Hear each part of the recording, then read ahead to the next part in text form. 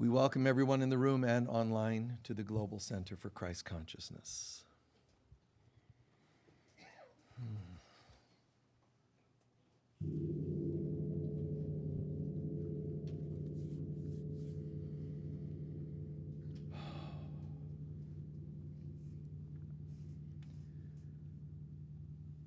We choose to center into our hearts. This is the altar within the sanctuary of our being. It is at this altar that we meet the Holy Spirit of God. It is in this center that the Holy Spirit, also known as the Divine Mother to some cultures, that the Holy Spirit, the Holy Shekinah, meets us, activates, and gives birth to our Christ child in our hearts and souls. We call upon that activity, that presence, into our heart and soul. We ask that your presence descend upon us. We hear your voice saying, "You are my beloved children in whom I am well pleased." And we give thanks for that affirmation. We ask now, guide us in all that we can put onto that altar that you can disperse into the nothingness. It has no power. Our past, unhealthy pieces of our life, our history, our memories, our patterns, our programs, all such things onto the altar where you can then shine your light and disperse them. These things of life, these things of the egoic world mean nothing to us like they once did. Instead, our cup is empty and we're prepared to just experience your presence, pouring upon us. Let your love pour into our hearts, guide us, direct us. You, Divine Mother, you be our guide, our teacher, our healer. You be in charge of everything in our lives. And we ask that this become activated here and now in our being so that we can shine your light into this world for all of our brothers and sisters, your children. And so it is.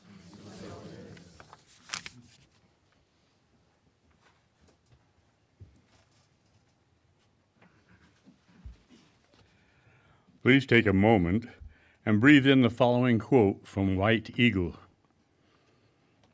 You can give love in very simple ways, by the gentle word or touch, the kindly touch.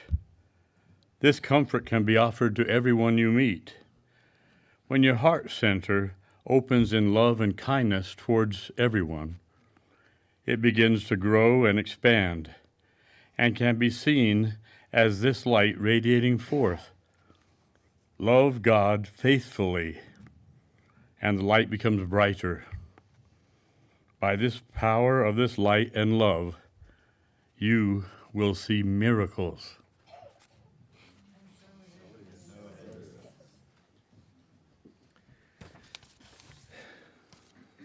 Thanks for knowing how to end that prayer for him. That's very nice. You have in front of you a paper that shares our mission statement. If you could take that out and read along with us in a moment. And the folks online, it's posted for you as well.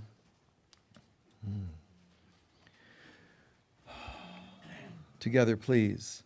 The Global Center for Christ Consciousness is a spiritual center for students and masters on the spiritual path. We are dedicated to awakening the inner Christ and to creating a world of love, peace, joy, and abundance. And so it is. Beautiful.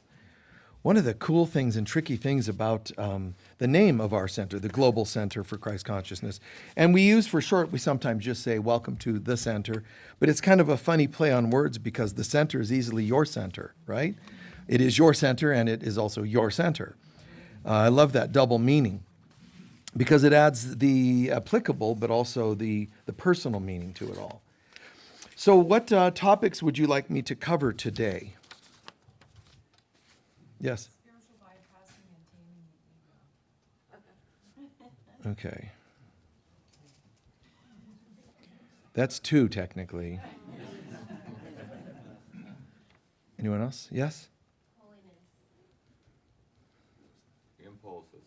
Light codes? Impatience. Hold on one.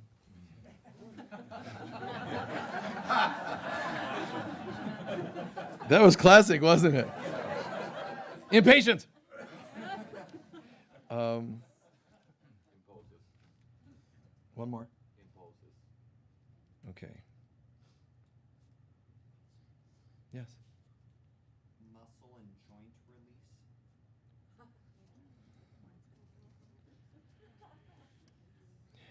Sometimes a joint is just too good for some people to release. What? Oh, you meant, I'm sorry.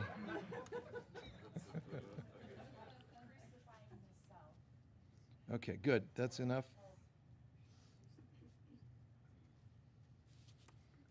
Okay, cool. Wow, nice. Quite a variety, all very, very cool, very deep. Typically, we reach all of the topics requested, or I would say at least 80%, 90% of them. Do what I can, and it has to be kind of easy, to tie into other topics. It's not just about addressing each topic, it's about blending them appropriately. And the topics ranging from taming the ego, spiritual bypassing, light codes, impatience, impulses, and so on, several others, crucifying self, and so on. It's very interesting when when you think about topics like this. A lot of things come up in our lives, issues, triggers, and the people around us. Impatience or blissful things like, oh, wow, we're ascending. And then controversial things, politics, economy. And then, there's just such a variety. It should not be a surprise to anybody to ever, you or people around you, to be struck with an issue like impatience. Because technically, there's something wrong with the world. We all know that.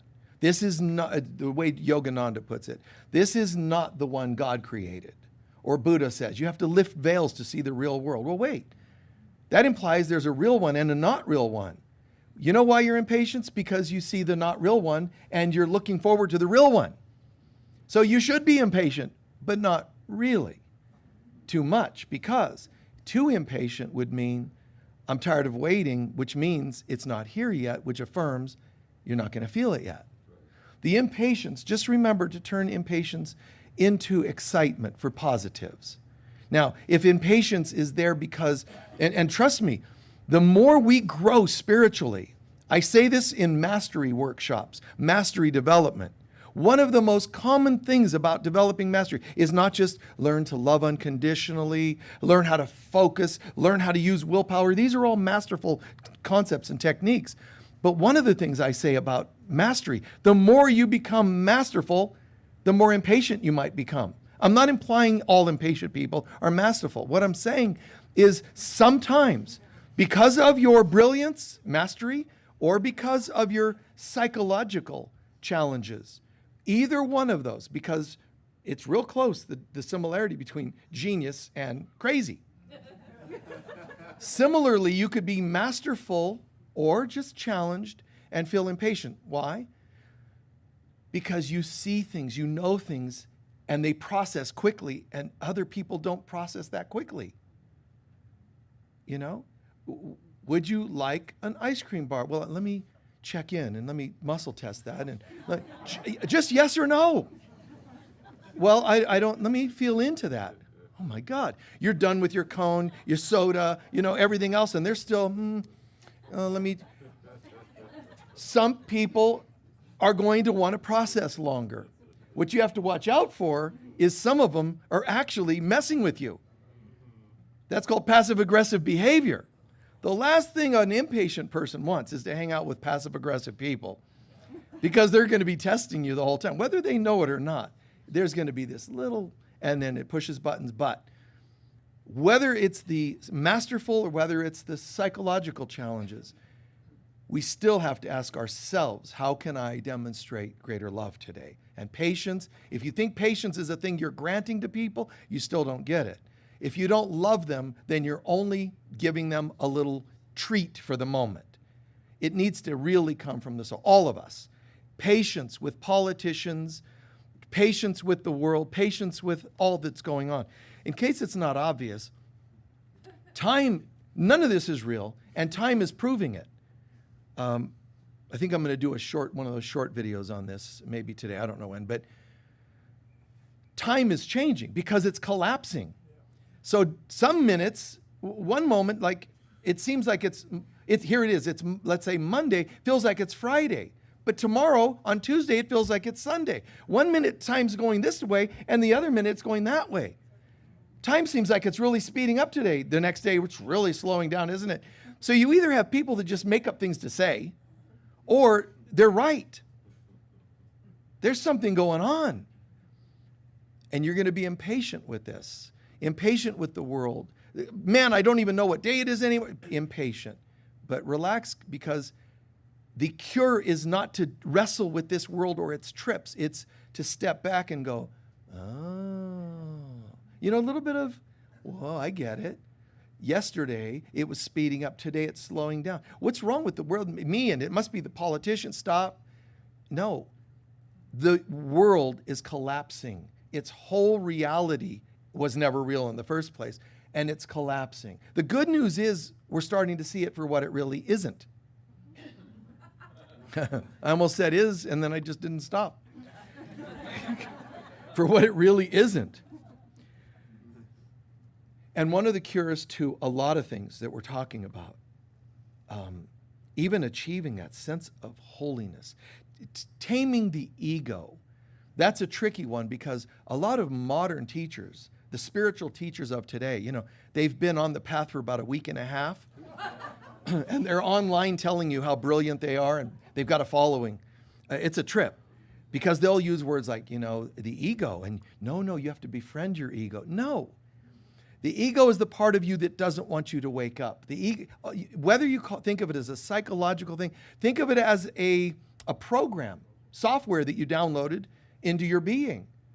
Bottom line is, it has no idea, no interest in your greater good. Now, I'm not making it an evil. That would imply that it exists. It's software we downloaded, and it is radical. And it is worm virus-like, and it goes after every bit of your greater good and tries to destroy it. It will infiltrate and it will corrupt every file in your being to where you no longer know what end is up. What do you do for that? Pretend it's not happening. Befriend it. Try befriending a worm virus. Send it a Word document. Hello, worm virus. I know you're in there somewhere, but I love you. Please don't harm me. It doesn't go, oh, okay. It doesn't work that way.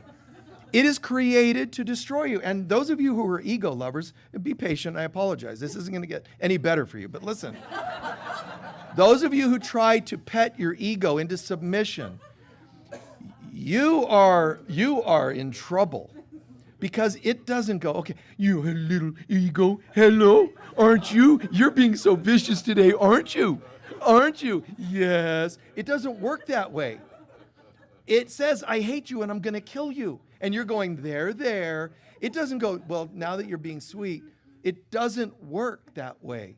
This is an anti-Christ thing. This is an anti-God thing. The people that are telling you to befriend your ego are participating in anti-God consciousness. And someone has to say no to crazy, to hurtful, abusive things. Because technically, if you want to befriend your ego, then you have to join those who are saying, and therefore, abusive people, you know, they were just having a bad day. Yeah, really. Adolf, what's up with this? You know, come on, dude. You're just having a bad day. No, that's not what was happening. Someone allowed their ego to go rampant, to take them over, become evil enough to harm other people en masse.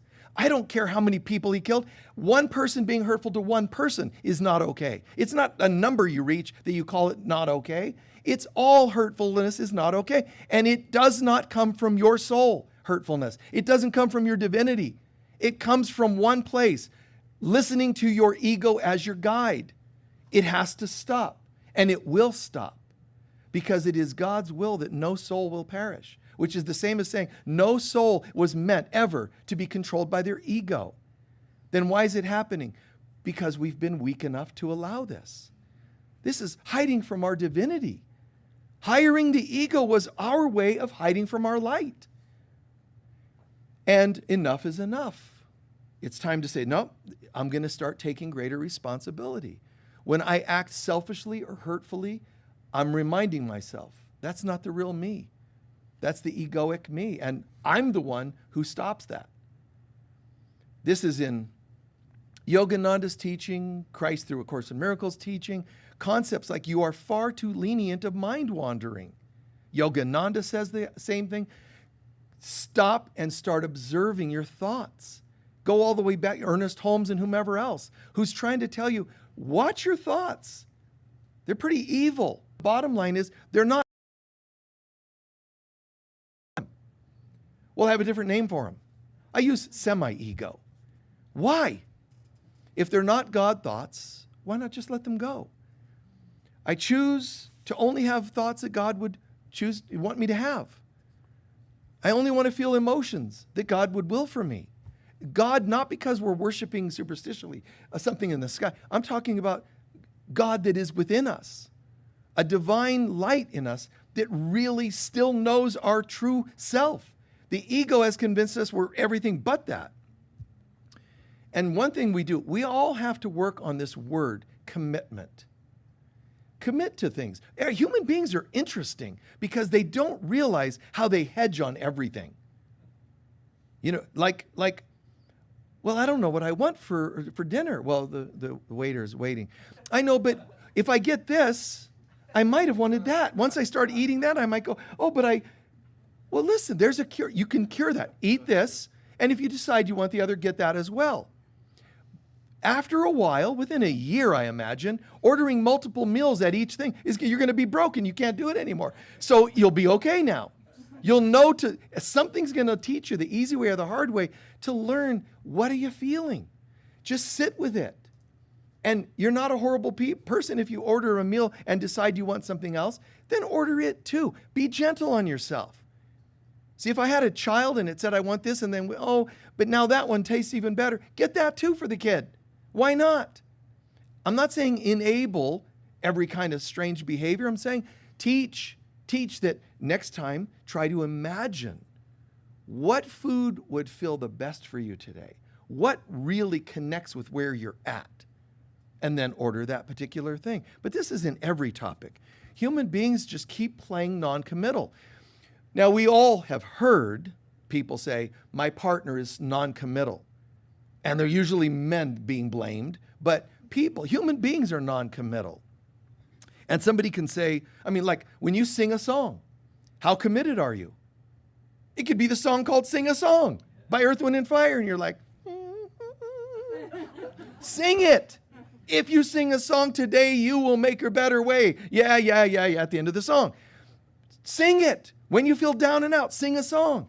It's hard to be bummed when you're singing an upbeat song. Right? It changes your frequency. Do anything. Do something. Applaud for no reason. In the appropriate place. Yeah. Probably not at a friend's funeral or something, but the right place and time. Come out.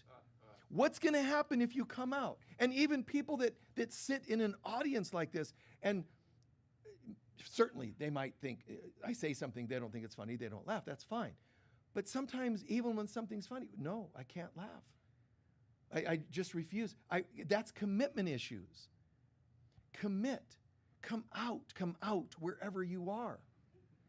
But there's a lot of reasons, mainly fear of hurt, that people don't come out. Commit. Commit to a relationship. What have you got to lose? Well, it could be the wrong one. Then why are you dating it? I'm waiting to see. For how long? At some point, just move. Just go. You know, there's a mastery workshop I do, okay? Now, I'm having everybody do the fire walks, and we used to do it at this mastery workshop, fire walk, all this cool stuff that you could do at a mastery workshop to learn that you can do anything. So they're doing all these really cool things. And one of them was you go up, halfway up on a tall ladder, 6 rungs, 4 rungs, depending on how much you can handle. And you go up, and then you interlace, and you put your hands like, and you fall back, and your team, everybody catches you. Have you seen those? Okay, they catch you. Now, it's kind of interesting, and some just stand on the ground and fall back, and it's like 1.5 feet, and that's enough for them. But you get up on a ladder, 4 rungs or whatever, and you fall back, everybody catches you. And it's got a lot of variety of meaning to it, but it's a commitment. It's not just team building. It's not just trust building. You made a commitment. So we were all done with that exercise, and we were all leaving, and somebody goes, Michael, do you want to go? And I'm like, no, but I'm like, oh my God, because I hadn't realized till that second. Fear of height. I could feel it viscerally in me. What do you think I'm going to do? I've got to commit. I do. Let me think about it. I have to commit. This is sanity's sake. This is the real world. Let's go. Let's go. Up the rungs, No, not 4th or 5th. I went to the top of the dang tall ladder. It was a tall ladder. I went to the top. Now, when they say it's good to go, you go. Now, I don't just go timidly. I'm like, psh, like some diver in the Olympics. Psh, flip, ankle. Terrified, but I just did it anyway. Because if they go, shoo, and you hit the ground, you've died trusting. And it's funny, but I'm serious. See? Get in the state of trust. Trust the chiropractor and get in it freaks me out. Yeah, whatever, but you're in pain. Just let them try. And you can say to them, don't adjust this area, that, and they should honor what you're saying.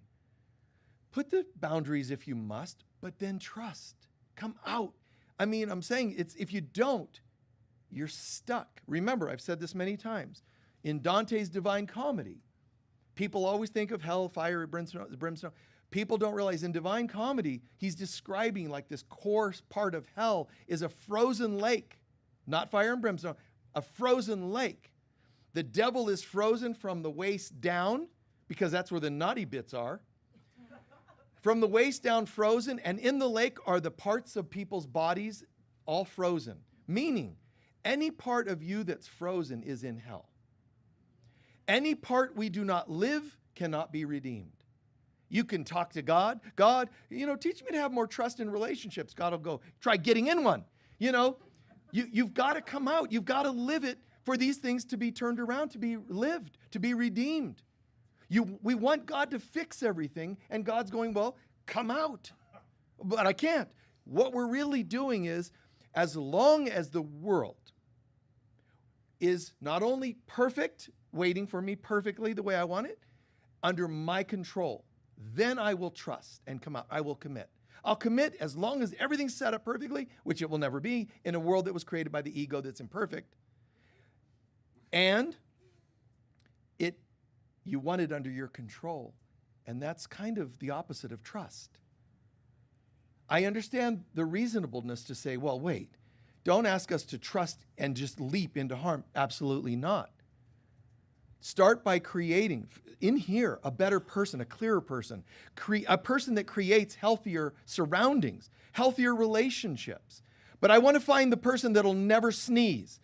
Then just be a monk and hope that none of the other monks catch cold, because then you're going to hate them too. All of these things are triggers. Guys, listen, our fear of God is why we don't trust in people.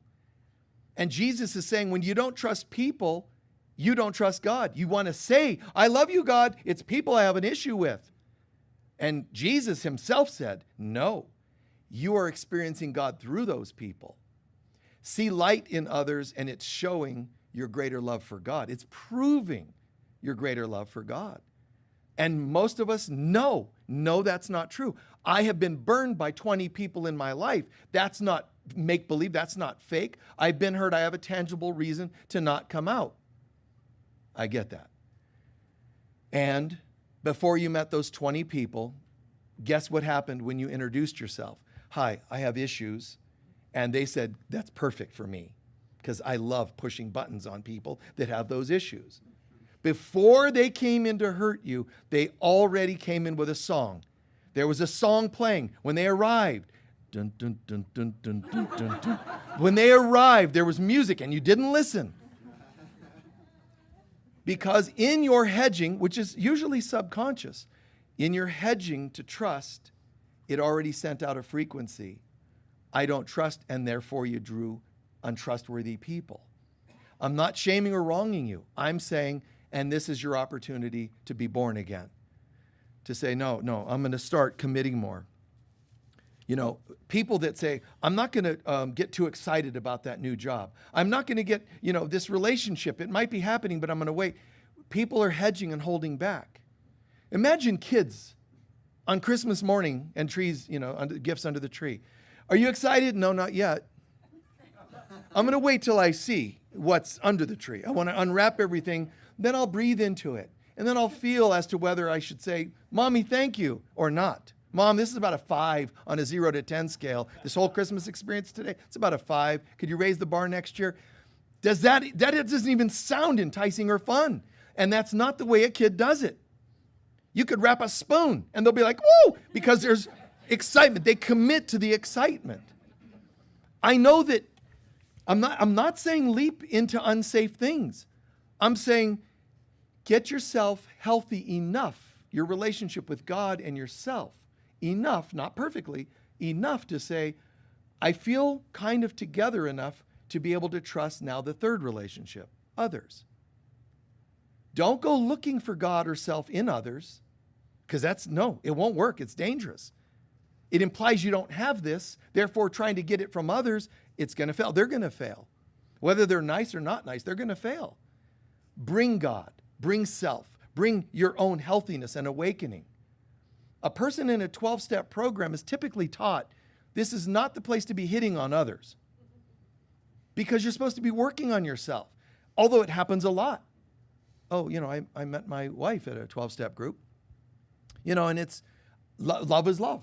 Something happens. It happens once in a while that it's even beautiful, authentic, but it's not advised because you're supposed to be focusing on God and self right now. Then bringing that to others. So even if you're going to go to 12-step groups to hook up, you might want to think maybe be there a couple of years first. No offense if you're a 12-step hookup person, okay? I'm just saying there's ways to do it right and ways not. So there are people that say, my partner, doesn't commit, or they're telling me about issues with a partnership. And I can detect sometimes in there, the word commitment is part of what's happening.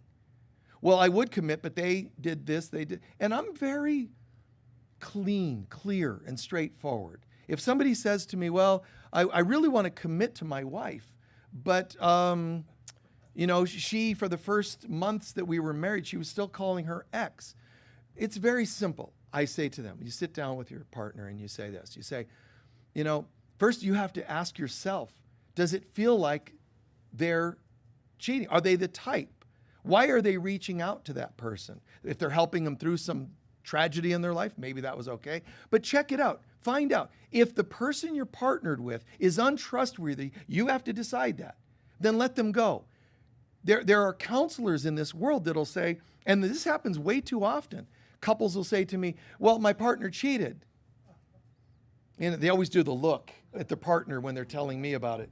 And they're like, oh, I feel terrible about this, man. And then they'll say, well, we went to a counselor and they said, let it go. It's in the past and move on. I'm like, no. I'm like the crazy guy going, no, that doesn't work. You don't just go, I think I'll forget that entire incident, honey. It was just a bad day you were having, probably weakened, and it doesn't work. And I'm not saying you can't do it. I'm saying the person that cheated and the person that was cheated on cannot pretend it didn't happen and get back together. They have to die today. The person that cheats must die and never do that again. That is not me anymore. The person over there that was cheated on has to say, I'm not interested in that person. Can you bring another one? You can't rekindle the love, the relationship with the same things that behaved, that created it. So I tell them, no, only if you can trust that that's gone. You can't rekindle with the same craziness, with the same hurt, the same irresponsibility, the same addictions. It's got to go. Can you do that? So you do a nice ceremony where you say goodbye to the old. And of course, the person that's done deeds like that is looking for any amount of anybody that would like to overlook those kinds of things, because then they're avoiding it. Make a commitment. Commit to talking this stuff through, first of all. You can't pretend things didn't happen, but talk them through to the point of completion. Not just, you promise you'll never cheat again. What you say is, why did it happen? What's happening in you? I want to know your soul. What weakened you to go that direction? See, make it a therapeutic thing between the two. Don't just make it a little ceremony of, we're going to pretend it never happened. It will not work. It will not. I mean, just randomly, these things will come up because there's hurt that's happening there. And people take stuff out on each other, and it's just, it's like you're asking about that, taming the ego in a relationship. It just doesn't work that way. The ego is going to keep trying to protest and say, listen to me, I'm your guide. I don't want you to ever trust anything until I let you know, which it will never do, because it is not capable of true love or true trust, commitment, and so on. So in our lives, we hold back. And yes, people hold back romantically. They hold back like sexually. They hold back in terms of just letting themselves love, like come out. I know hurt can happen. Then you're saying hurt becomes my guide. But I'm not saying leap into hurt. I'm saying heal and let yourself evolve to a point where you can trust yourself. I feel clear enough to where I can test this out. Test drive this situation. Pace yourself. You don't have to leap, but you got to do something. Come out to some degree. The job. But I don't know if it's the right job for me. Well, try it. Come out. But when you go, show up and be excited rather than, yeah, I'm here, but, and hedging. And oh my God, people do this in so many different ways. Consciously or unconsciously, mostly unconsciously, we're hedging. People don't even put clothes on sometimes without hedging. I don't know if this is the right outfit. We're living with the brakes on. How can you go with the foot on the brake? But what can you do to let the brake off? Accelerate. No. Ease it off. Take it easy. But go. It's okay. Just try it out. Go. Let yourself come forward. I'm very odd in a lot of ways. And when I first came to Sedona, they said, here's a contract. We're going to have you as our interim spiritual leader. And I said, that's fine. Let's go for a year or two, and then I can repair things, get you guys filled up with audience and all that, and then I can take off and go somewhere else if you want. We're all good with that decision. However, that vibe, which is a contract I agreed to, yes, let's do a year or two. That vibe, listen carefully, that vibe, it sounds reasonable, but what happened is I was always on tour. So somebody who was used to being on tour was being asked to make a commitment. Oh, but it was only for a year or two, so I had an out. You see? I had an out. And it wasn't like I was wanting or needing to go. Subconsciously, my program pattern was I was always on tour. To be in one place, and so on. But my mind, I have this ability, I just adapt. I just stepped in and we just went for it. And it turned out really beautiful. But interestingly, a couple of people said, we love the way this center is being run. And Michael, we love you as the spiritual leader, but we would like to take it over and step in and kind of do a coup and take over the board, fire old board members. We're going to become the new board. You'll be the spiritual leader. And it was bizarre. And I said, no, I'm not going to be part of that. So these guys kind of went crazy and did all this trip. But what's interesting is that I saw why. Look at yourself. It's not that I did anything wrong, but by taking on interim, it made this other party think they could take it because I'm only temporary. So this is interesting because them trying to take it over made me have to say, I'm here. And once daddy showed up, stepdad had no place in this place. The wicked stepmother, but the replacements. So you have to show up. The more you show up, the less chance of whatever else. When you say to your husband or wife, I hope you never cheat on me, that's hedging. You see, you hope. You have to say something like, you'll be missing parts the next morning if I ever hear it. Make it clear. Look at them. Are you hearing me? Oh, honey, yeah, I would never. No. Look in my eyes. I'm serious. Don't even think about it. And you do your thing and you do your wording. But what I'm saying is, the world, when a vicious rabid dog, it's foaming at the mouth, is coming at you, you don't go, honey, could you not bark at me? No. You let it know. You don't go to tame a lion and go, I'd really rather you not maul me. You can be spiritual. You can hold your hands here and go, beloved lion, oh, we're all one, aren't we? Gone.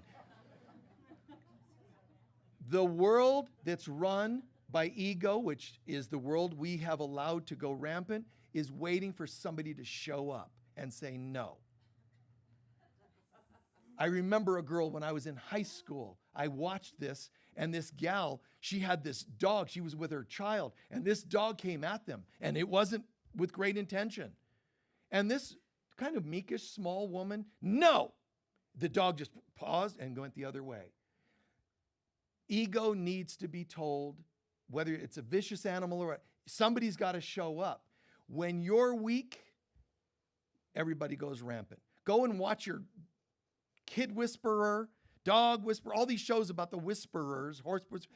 They're telling you, the children, the dogs, the horses, all they're doing is reflecting your weaknesses. Show up and it'll change. It isn't all technique. It's, watch those people, and they're all saying the same thing. It's about you showing up. So that's what I did. And I sat with that and thought, I knew I didn't not show up in a way that was overt or careless. It was my contract. But I realized, and so I asked the attendees, here's what's happening. We have an interim, and I'm good to go because I'm not interested in participating in any of this ego stuff that was starting to flare for a few months. I wasn't interested. But I said, okay, so here's where I'm at with this. They're going to come after you guys because they want your center. This is what I said. If you want me to stay here, we will get this and it'll work. I would rather leave. This is what I told the people. I'd rather leave. I don't want to sit here and deal with all this ego crap and this ego and legal stuff. This is not, I never said, gee, I think I'd like to go to Sedona and deal with lawsuits. That's not what was on my mind. Where's the peace and the love? Where's the energy? All this. Where's all that stuff? And I'm here and I'm sitting in a courtroom. I'm serious. Like I'm so not that type that our lawyer, we had to go to court. And the judge just threw it all out, said it was insane. But our lawyer, he had to bring a coat and a tie. That's how foreign this is to me. I had to have a lawyer putting on a coat and putting a tie and wrapping it and over and under 3 times like a Boy Scout. And and I'm like, can you leave the top button undone so I can breathe under? No, it has to be. And I'm like turning red, Commit. Show up. Show up as parents. Let your kids know, actually, that's not going to happen. When mommy, can I have some cake before dinner? You really shouldn't. That is not an answer. That means I would rather you didn't, but you have power over me. Showing up. Showing up when you have to merge into traffic. Show up. Stay hyper passive and you'll sit there going, well, nobody's letting me in. They will. Accelerate. They will. They don't actually want you to hit them. But they're saying to you universally, show up. Oh, would you like in? I'm going to test you. Show up. Subconsciously, and it's almost fun and funny if you think about it, that the world is mirroring your doubts, your hesitations, your insecurities. It is.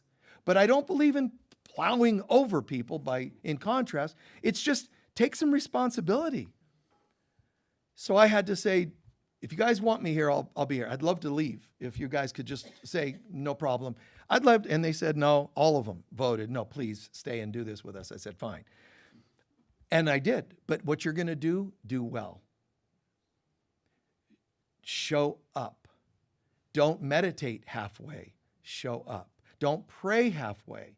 I was sharing this in our group, one of the groups yesterday. When you pray, superstitiously, people think that God's impressed with your prayers. Like, whoa, you threw in Latin. I love that. So I'm going to grant your wish. That's not what happens with God. The achieved prayers are starting with human sincerity. Just us doing the best we can with our words. That starts the prayer. But the real, bless you, the real achievement is that in your prayers, the closer you can get your prayers to being the consciousness of God, the prayer is answered. But it isn't granted by God. It's that you raised up high enough to pray in the consciousness of God. And then some of us will say, oh, God gave me, wow, I had a miracle. Thank you, God. God's like, it was you, man. You finally showed up. It's true. Show up. You're a divine child of mine. Show up. We think it's humble to say, oh, not me. There's televangelists out there with gallons of hairspray, most of them. But there's televangelists out there on the tube saying, you are sinners. You need to say, I am a sinner, Lord. And they still get miracles. But you know why? Because of the humility, but not the affirmation. It was like you got step one, the humility, sincerity, and then you ruined the prayer. You got enough to get some sort of granted wish, that's great, but you failed to become what you were praying to. Become the God that you're praying to. And that's not sacrilegious, but some people will say it is. It's sacrilegious to try to be something that God didn't create you to be. God created you in its image, and we want to fake that we're something less. God created us in its image. It has no image. So that doesn't even make sense. The Bible right there is wrong. No, it isn't. It meant something, not literal.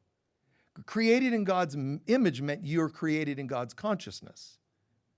You have all the power of God's consciousness. But please step up and own it, is what Spirit's saying. Come on. And millions of years.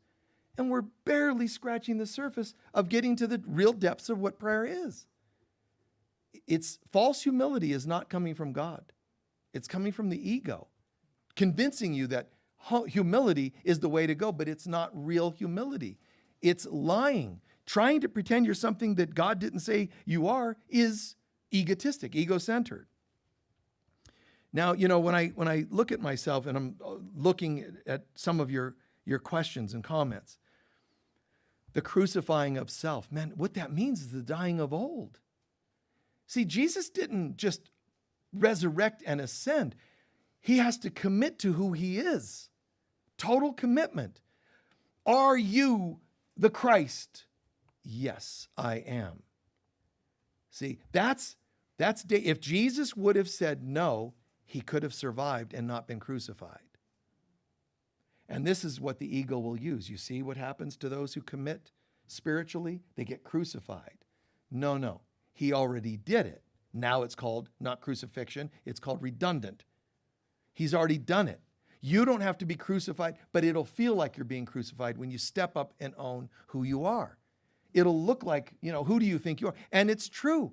The fastest gun in the West always had people challenging the fastest gun, by coming in and trying to compete with you. Don't compete.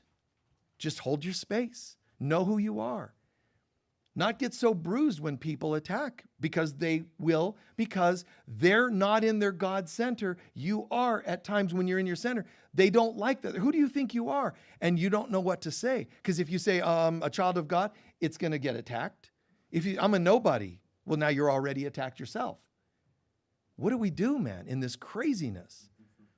Well, crucify the self means the old self. You can't crucify the Christ self. Crucify your old self. Die of the old. Make a commitment. I'm not talking about New Year's resolutions. I'm not talking about make yourself quit smoking, make yourself quit drinking, don't even breathe. It's extreme. But to be able to crucify the ego And I don't mean fight it and kill it. I mean, let it go. Let it go. Crucify the self, the old self. Can I, and I can do so gently, but it doesn't usually go without fight. But can I let the old self go? I have a self who's insecure. What's wrong with letting that go? Let's bring it to the altar and, hey, God, this is trippy, man, but I'm so insecure. It could be I'm not as pretty as some, not handsome as some. Whatever it is, bring it to the altar. Talk about it. And this has an effect in my life. I see it. I own it. And it's time to let this go. Let all, as much as possible, let things go. I love the word holiness one of you brought up, because this is crucifying of the old self allows the holy self to come through. Holiness is not sacrilegious. Go in some circles, some churches. How are you guys doing? Oh, I'm doing great. I'm a holy child of God. They'll think that's bad. Hey, listen, they think they're, what are you, a new ager? One of those new agers with positive thinking? You're a holy child of God? There are groups that actually think that's evil. That's the devil speaking to say, I am a holy child of God. No, I am. I just don't always act like it. And that's the part that needs to be looked at, therapied, counseled, improved, worked on, but mainly forgiven. The more I can forgive my false self, the more it can lie down and be retired for lack of work. I don't have to kill it, just retire it. You have no place here. The part that says, anytime that you're in groups, you start to, shut down and breathe and come out. It's an amazing thing and it's beautiful. But all heavens celebrate. I swear, all the heavens are celebrating when you get past that thing that wants to shut you down and you come out a little more. Sing a little more. We have a workshop in mastery, and what are your greatest fears? And so he says, I could never picture myself singing. Guess where I'm going with that? If you want secrets, don't tell me. Well, we're going to have you sing. Oh, no, I can't. Now we worked out a few minutes, but I don't know what song, and I can't sing it. Start with this. Happy birthday. And you make it light. Next thing you know, they sing it, and, oh, we made it. And then I have to ask them, now check in. Are you still here? Did you spontaneously combust? You made it. You achieved it. Nice job.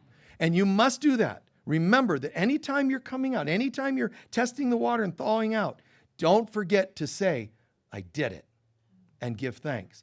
You have to own the achievement because the ego is going to try to, as quickly as possible, to discredit it so you go back to the old consciousness.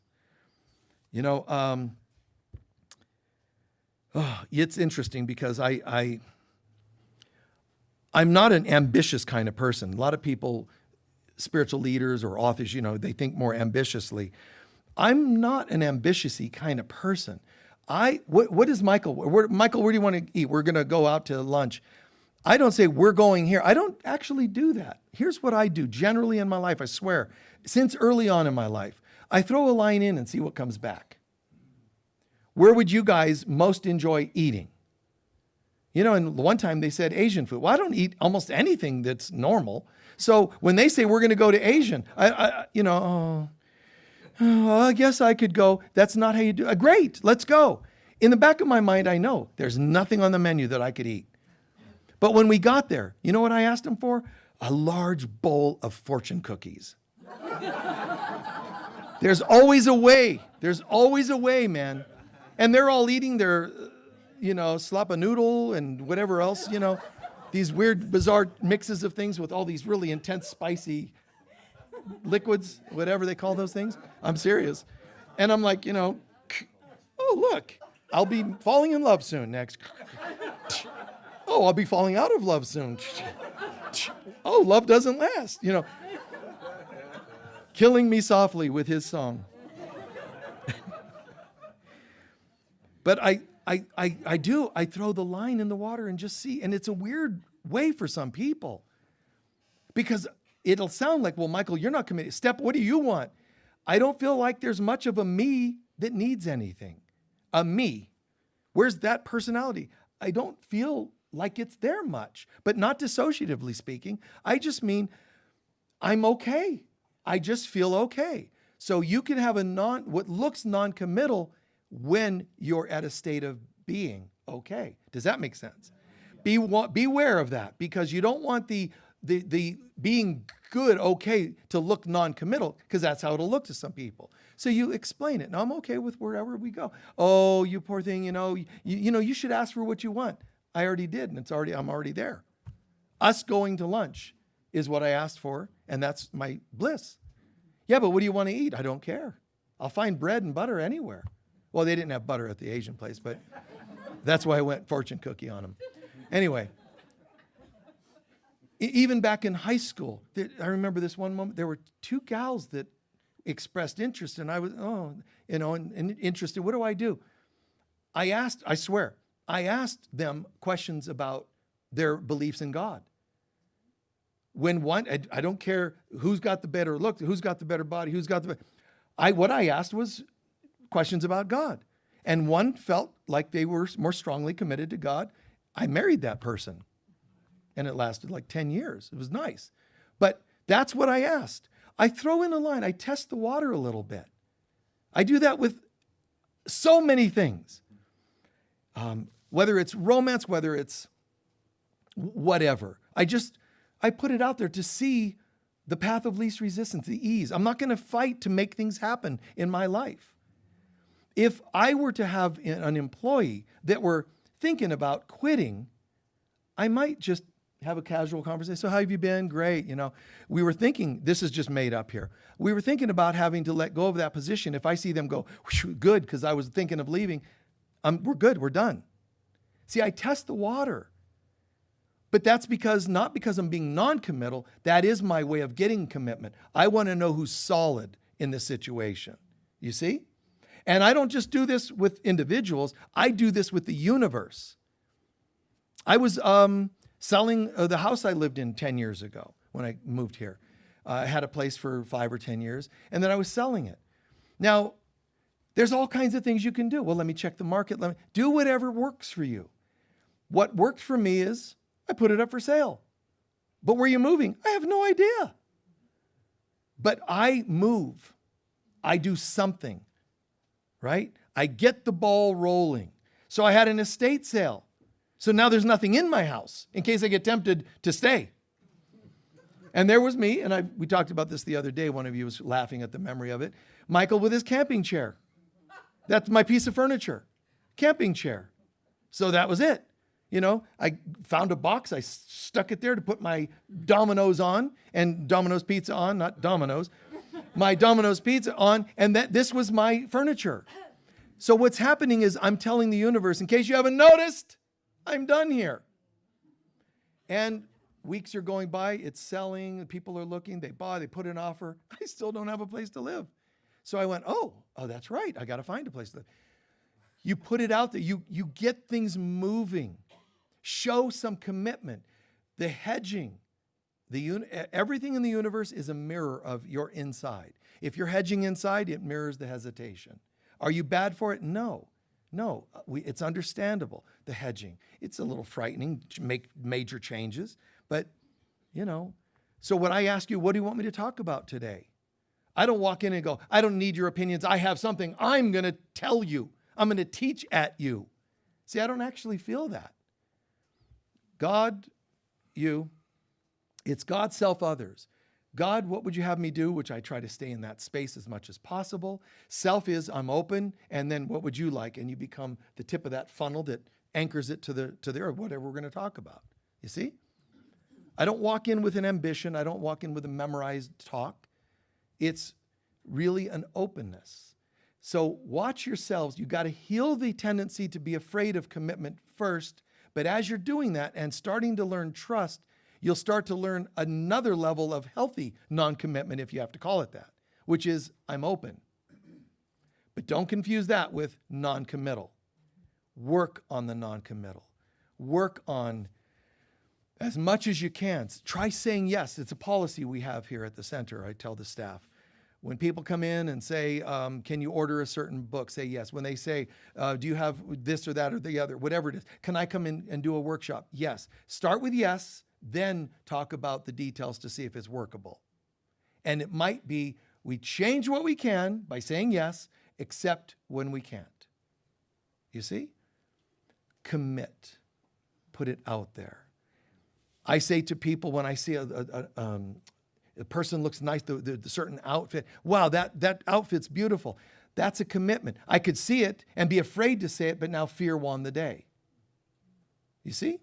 Even committing to compliments is a commitment. Wherever you can, however you can, commit to things more. Look at your life, look at your day, look at today, and keep an eye on yourself. Where are you not committing? I'm feeling something like, well, I went in a store and God, it's so beautifully arranged. Say something. Well, they might think I'm weird.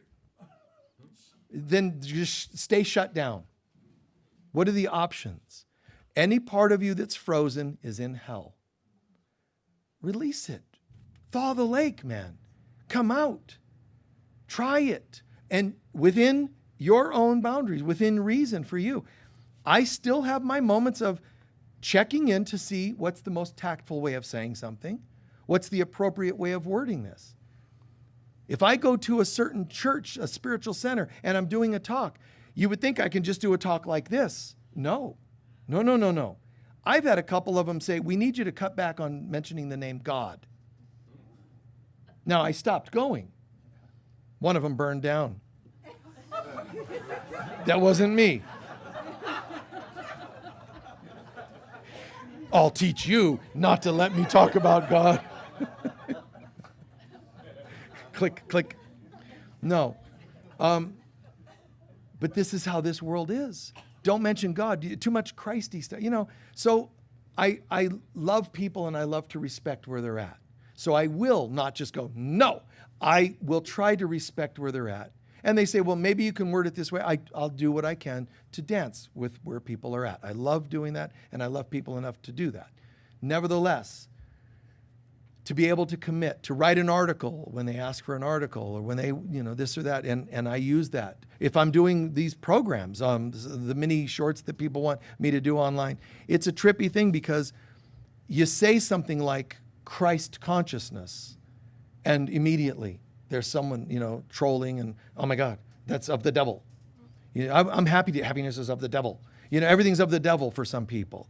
Another group, and oh, that's old school. There's always somebody. So you're going to not say anything. So I've learned, just know the truth, but respect the illusion. Try to honor where people are at, but keep moving anyway. Anytime you shut down what you know to be the greater good for the most people, it's not the greater good. Okay? Check in. Come out. Let yourself look beautiful or handsome. Let yourself smile. Let yourself dance. Sing. The song's playing. Just bring it out. And I understand your voice, I don't have a great voice. Then do what you can, but do something. Don't be frozen. Even if you whisper the lyrics, you came out today. Be sure to say, I did it, and give thanks for it. And nobody criticized, right? So you survived it. Look at all the other ways you can come out. Please consider coming out in whatever the environment. But last comment to this. When somebody says to me, I have a partner who won't commit, or they tell me they won't commit, my last point to this is that when you don't commit to things in your life, I swear, subconsciously what you're doing is you're not committing to God. Which sounds like, no, this is opposite. It's mean people I won't commit to. God I love. I'm saying these are connected. Come out, and you're coming out with God. Find a safe way, because God would want that. But come out in some way. Well, there's things I can't say to my partner, then say that to them. There are things I would love to share with you, but I'm afraid of rejection. And if they say, absolutely, I'm right here to reject you completely, then you need to be rethinking the relationship. Well, I don't want to hear that, so I'm not going to come out. You see what you're doing? You're protecting your ego. You're protecting fear. I don't want to say that because they may not like me. No, listen. What you know to be true in here, let the light shine. Jesus' words for that. Who would light a candle and then put it away in a cabinet? You light the candle, let it shine. So let it come out. Let yourself come out. This is not just a oh, I kind of hedge on relationships. I'm a little non-committal. That's not a little anything. This is a bigger message. It's actually deep down a commitment issue with God. And what happens is some people don't even want to be on this planet. I feel that regularly. I can see that clearly. Feel the fear and then do it anyway. Show up. See the ladder story I gave? And when I leapt and they caught me, they're like, oh, my God, of course, Michael, of course, you went all the way out, man, because you're courageous and all. And I'm like, my heart's going, it was thumping in my chest. They didn't know that, but I could feel it. Feel the fear and do it anyway. I know it's not easy, and I'm telling you, I didn't go up there because I've mastered mastery and leapt into my little, the Olympic dive. They caught me. They stood me up. I said, okay, everybody ready? And we walked. Nobody could tell. Deep down, when you're troubled, don't let your kids know how afraid you are all the time. Let your role, they need to see you strong, that's fine. But I was also able to let them know and let you know. It wasn't immune to the fear. It's feel the fear and do it anyway. That's the trick. The first trick is appropriateness. And with your children, don't let them know every time you look in your checkbook and you're having a panic attack. You don't dump that stuff on others. But when it's there, sometimes people will benefit to know you're afraid too. You have those same questions, but you handle it differently. Jesus was afraid. The spirit is willing, but the flesh is weak. It meant, it's a funny thing, man, because spiritually I know this is all divine guidance and divine order, but man, I can't tell you how anxious I'm feeling inside. How's that different from us? Feel the fear and do it anyway. Please take a few centering breaths.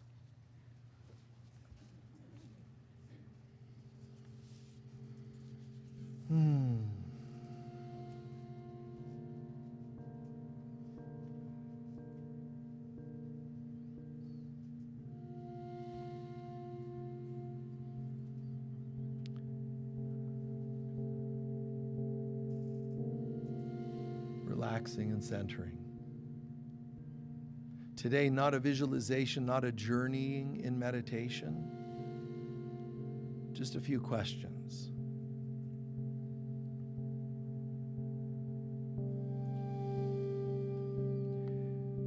Have you ever in your life passed on a commitment that later you wish you had stepped up and met? Just let it come to your mind. Anytime you didn't step up to the commitment, you walked away, ran away. Anytime you've missed a commitment, just let it come to mind.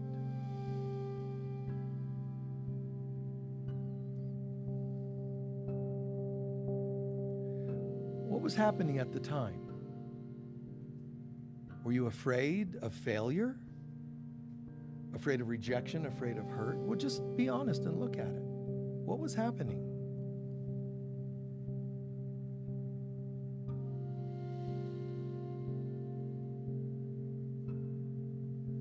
Now remember, you've already determined that there might have been a great outcome, but you didn't go that way. And if that's even remotely possible, then it means you chose less for yourself.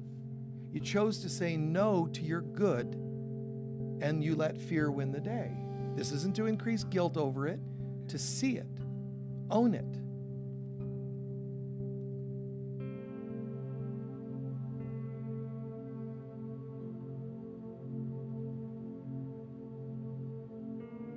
And look at your life today.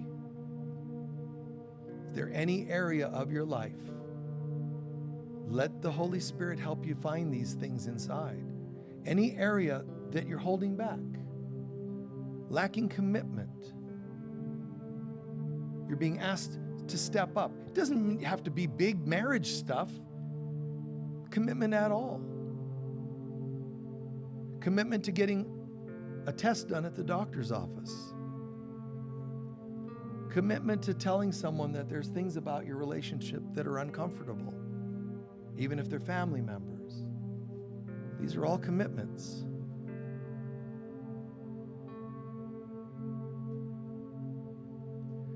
What is the feeling? What is the feared outcome that's keeping you from committing? The perceived outcome. I'm not asking you to measure the outcome. I'm not asking you how intense it is. Just if it shows up, there it is. A little of this, a little fear of failure, whatever it is, just see it. And just like days of old, this is holding me back. I'm afraid of losing a friend. And so you're choosing not to live.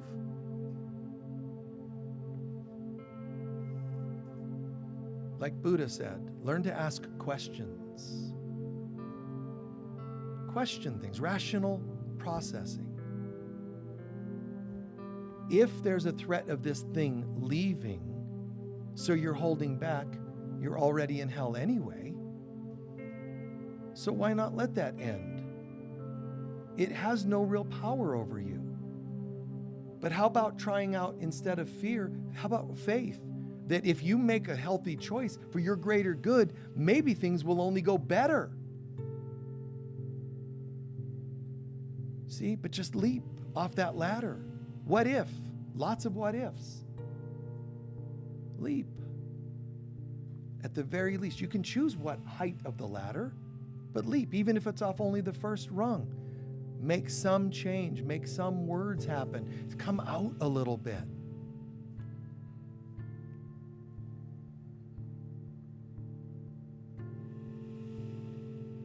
And back to where we started earlier in the service, the Spirit of God will say, man, oh man, I love you. You are my beloved child in whom I am well pleased. You did a wonderful job.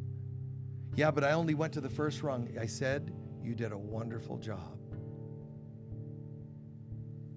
And God knows that you make the first rung, tomorrow it'll be the second. Next year it'll be the fifth rung, and so on. God knows this. It sees our holiness at the end of the story. It doesn't focus and obsess on our fears that are holding us today.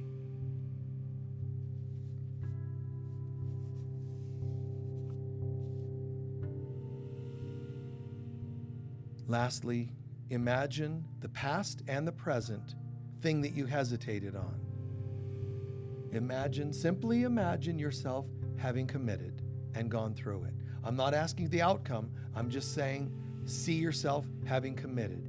Imagine that you did, because you do have the courage. Imagine if you went through it again, you would do it right this time and step right up. Not because I'm telling you to run out there and do it. I'm saying put it in your imagination so it becomes a possibility in the neurons of the brain and the beliefs in the soul. Imagining it happening brings it closer to happening. No hiding, no running.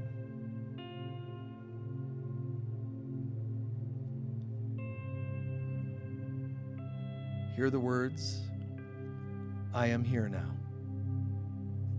Say it to all your relations. Say it to those who have witnessed you hiding. Say it to those who have watched you struggle against addiction. An affirmation, I am here now. Say it to everyone.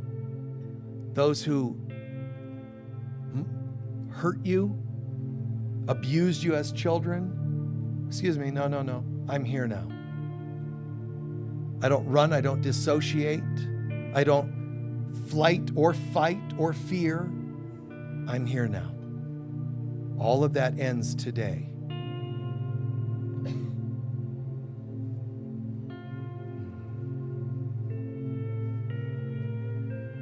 Slowly give thanks in your own way and words inside your heart, your soul, and gradually come back into the room.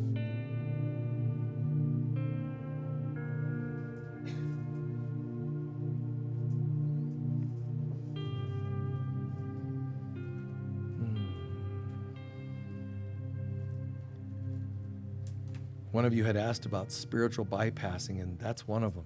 Non-commitment.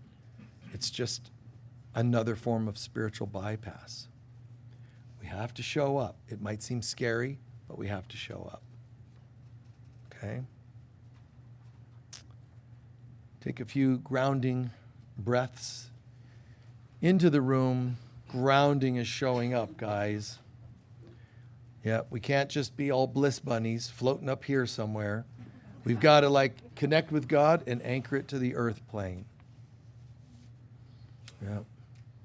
What did you hear or learn today that made the most sense or could be the most helpful to you? Glad to see so many people, processing and wiping away tears of the past. Yes. That I actually was pretty brave and did a lot right. You're able to see where you were brave in your life. Yeah? I haven't fucked up nearly as bad. Oh. Anybody else that doesn't cuss? See, now, there are places that get, like, offended. Like, they said a naughty word. It's like, so what? Like, yes? I liked the visualization of the rungs, and that it's okay if you're only on the first rung. It's fine to be one rung up instead of 10.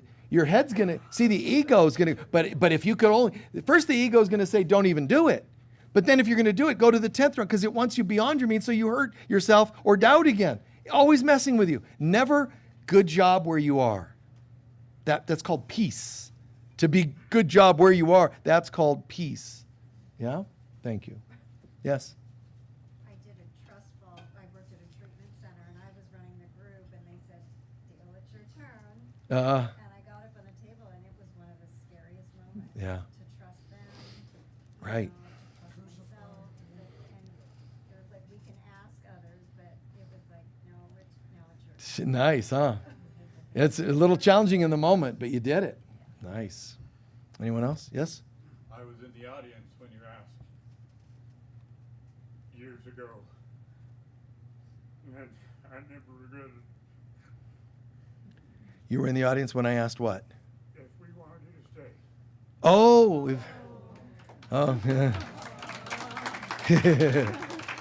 see, I have witnesses. He was there when I said, "You guys want me to stay or go?" This is for real. I mean, I'm just, hey, what do you want? What do you guys want? Because I don't feel any particular things happen, and then I come out and I go with what happened and emerge from that. You follow? Like I just adapt to the next thing. It's not because of any holiness, perfection. It's just how I am. I feel comfortable, and I think that parents often think overly rescuing to the kids. I gave up living a long time ago when I became a mother. That's not a healthy statement. Or the opposite. Hey, I did my own things. I don't care. I said, kids, do your own thing. I have a life to live. That's selfish. But the other one's the opposite, unhealthiness.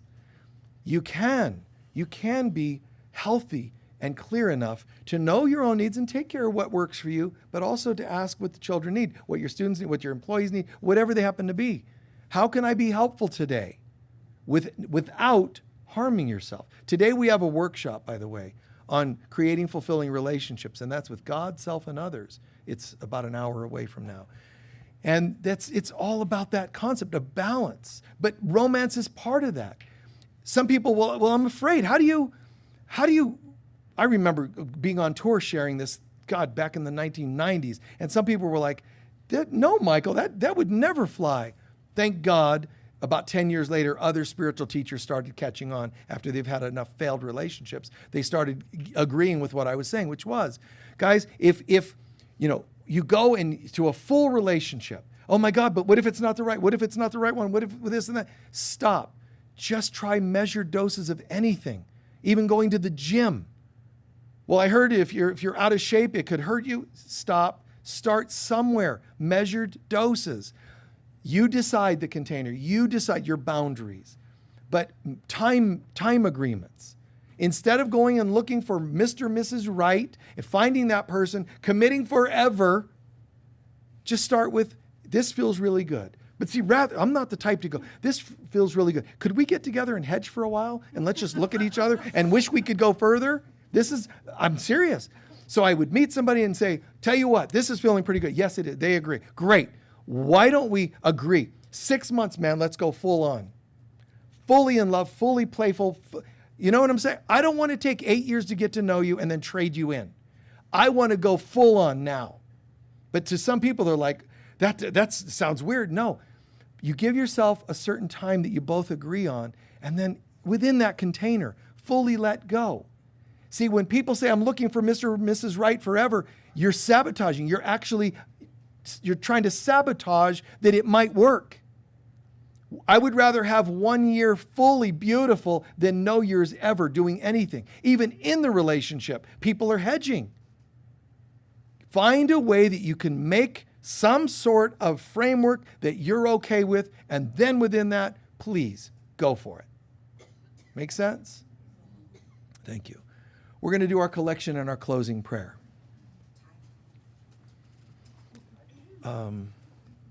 Committing to God, self, and others. Committing to God, self, and others, yeah. Please be as generous as you can be. We greatly appreciate it. We say that when we're ending a month, the extra donations are appreciated because it helps us clear things for the month. And your donations go in the purple bags, or online, you click the button where the little option is for donating. Any extra donations you can share, coins at the bottom of your purse or generosity of any kind in the baskets, because those specifically go to special projects or people of lesser means that we help out, okay? Please take your love offering, hold that to your heart. This is our prosperity blessing. Together, divine love flowing through me blesses and multiplies all that I am, all that I have, all that I give, and all that I receive. And so it is. Thank you. Please understand that when I'm saying come out and all that, please never think that I'm the type that could be insensitive enough to say, ignore your hurts. I'm not saying that. I'm saying don't let them control you the rest of your life. Come out where you can do so safely, but create that safe environment so you have less reasons to say that you can't come out, all right? If you're interested, we have a healing room out here. It's a round building, the yurt. In there, we have a crystal bed, so we have crystal bed sessions. You can sign up in the foyer over there, in the foyer, front foyer, and for sessions. You can do those any time of any week, any month, any year. We've had that available for many years now. But that's fantastic. It really is pretty phenomenal healing. Remember, we've got workshops coming up. We have one today on relationships that I'll conduct. We also have an angel healing room 1 block from here where you can have body work, craniosacral work, massage, all kinds of different healing arts are available over there as well. Some of you ask, typically it'll be the second Sunday of each month, we have a new member meeting. You're welcome to sit in and just hear and ask questions about what it means to become a member of the center. We'd love for you to do that. And lastly, the Daughters of Heaven. We have tickets available. They're on sale. The Daughters of Heaven conference is even something like that. Are you a light worker? Oh, I don't know. Commit. Would you like to bring more light into the world? Yes, then you're a light worker. What does that mean? There's no blood samples coming, dude. Just lighten up, okay? Just to be a light worker. Well, the Daughters of Heaven are like advanced light workers. These are people that are saying, I'm not just committing to a little light to the world, but to do my best to be the presence of that light. One's working to bring the light, the other is anchoring that presence. And that's what the Daughters of Heaven, the title means. They're just words, but it's a concept. It's a book. It's also a conference. The conference is about a month away from now. So sign up and join us if you can. It's really nice. But guys, please make commitments how you can, where you can, particularly towards your spiritual God, self, others. Towards your spiritual path, commit to meditating. Well, I can't meditate by the time I get to 20 minutes, I'm too distracted. Try 1 minute. Don't make excuses. Your ego is trying to keep you from meditating by saying you don't know how to concentrate. Try 10 seconds. Successful 10 seconds is still a success. Come out of that going, I just meditated for the first time. Your ego is going to go, oh yeah, big shot. That was 10 seconds. It was perfect. You follow? Seriously. Commit, man. Commit to sobriety. And if you're not there, you're not ready to stop drug, alcohol, whatever it happens to be, just only you're asked to do your best. Okay? Just do your best. Forget the rest. But do something playful. Sing a little more. Do yoga. Do spontaneous dance. Oh, I would never want to dance in front of people. Try it in your living room with nobody there. What if people see through the blinds? Shut the blinds. I don't have any. Use your bed sheets. Shut up. With all the excuses. Come out. It's okay. What will people think? Who knows? Who cares? It can't be the worst thing they've ever seen. You know, like just whatever you want to do. Just shine your light. Like, you know, you'd be like, I just feel like doing yoga, but when I do, I want to say hello to the sky. Do it. Well, they're going to think I'm a pagan. Who cares?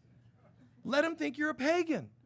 And what are you going to do out on the lawn? You know, like how crazy could it be? Just go out, smile, flowers. Let it be. Do you know Chuck Berry? The little Chuck Berry, duck walk. Remember that? You do the little. If that's what you're doing on your lawn, they may not get it. They'll say, I think they're having a spastic attack. Who cares? Come out. Come out. Be at peace. Smile and laugh. If they want to get to know you, they'll know you're out there, man. But you've given them advance notice. Anyway, please stand for our closing prayer.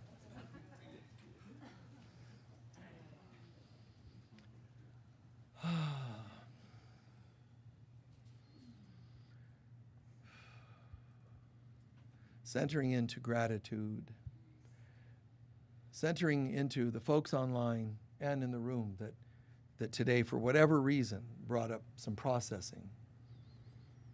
Let your heart not be troubled. God is not only at your side, but dwells in your being and is there to shine light, to help disperse the dark clouds and memories.